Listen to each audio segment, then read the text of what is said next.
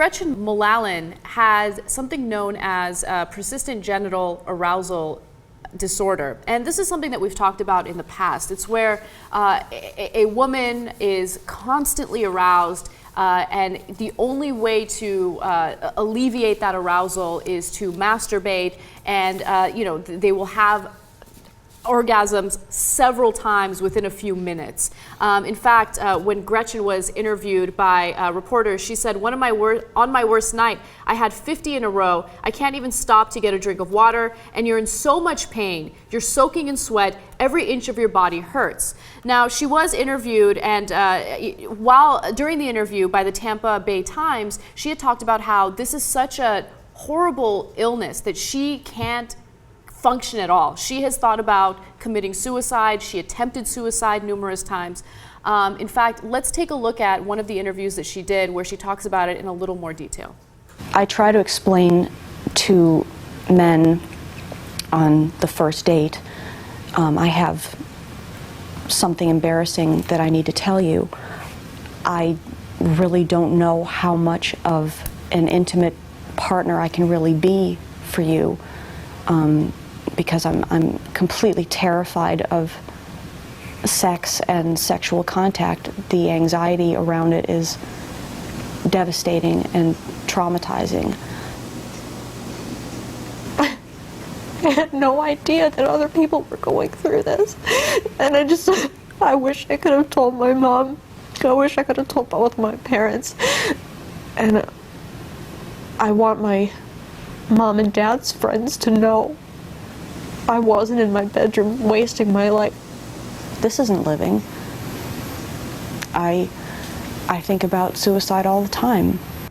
And again, that was an interview that she did with the Tampa Bay Times. And what made it particularly difficult for her, other than the symptoms of this, was the fact that she grew up religious. And she grew up in a Christian household. And as I mentioned earlier, the only way to alleviate the arousal was to masturbate. So she would spend hours in her room masturbating, and it wasn't something that she could control. And unfortunately, till this point, doctors can't really explain it. They don't really understand what's causing it. In fact, the first known case, the first case that was reported to doctors was in 2001.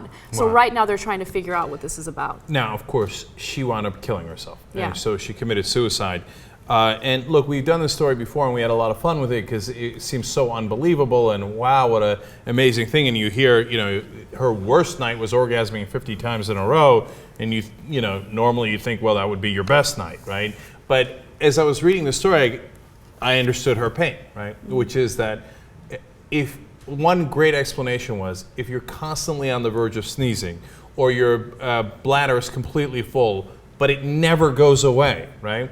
And so it was driving her crazy. And I mean, sure, it sounds like fun in the beginning, but 50 in a row and it never stops, and it's anything that's perpetual that you have to live through can be, can go from annoying to devastating, right?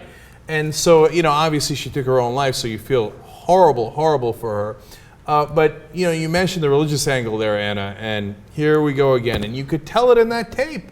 I wish I could tell my mom and dad. Basically what she's saying is, I wasn't being a bad person. It turns out that I have this, condition. And honestly, when it first came about, I was a little skeptical about the condition. I was too, right. Definitely. And it turns out it is a real condition. It does afflict, a certain percentage of people. And it might even have, according to some researchers, something to do with how your spine is affected? Right. So apparently, doctors have found a link, although they don't know if this is a cause. So of course, this is in the beginning of these studies. They found that one woman who had this disorder had a cyst near the bottom of her spine, and that cyst somehow was having an impact on her constant arousal. So again, that's preliminary stages. We don't know what the reality is. So I immediately thought several things. First of all, the people with those cysts are more likely to have this condition. Mm-hmm.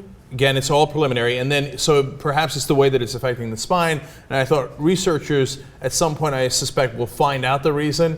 And then they will be able to turn it around and say, well, if you put that kind of pressure on the spine, it might lead to orgasms. Mm-hmm. So it might be a positive thing as far as our knowledge at some point. Right now, obviously, for the people having to live through this is not positive. But I don't think that we don't really know, of course, whether she committed the suicide because of the constant physical state that she was in that became unbearable for her, or the guilt that became unbearable for her because of her religious upbringing. And I mean, again, it made me doubly sad every time she said in that tape, oh, I want to tell my mom and dad's friends too. I want to tell them I wasn't basically what she was saying is I wasn't being a bad girl. It's not that I, wanted the sex, which is of course horrible and unacceptable because of religion. It's that I had this condition. And the fact that they make people feel guilty about something that if it was done in moderation is terrific, is sick.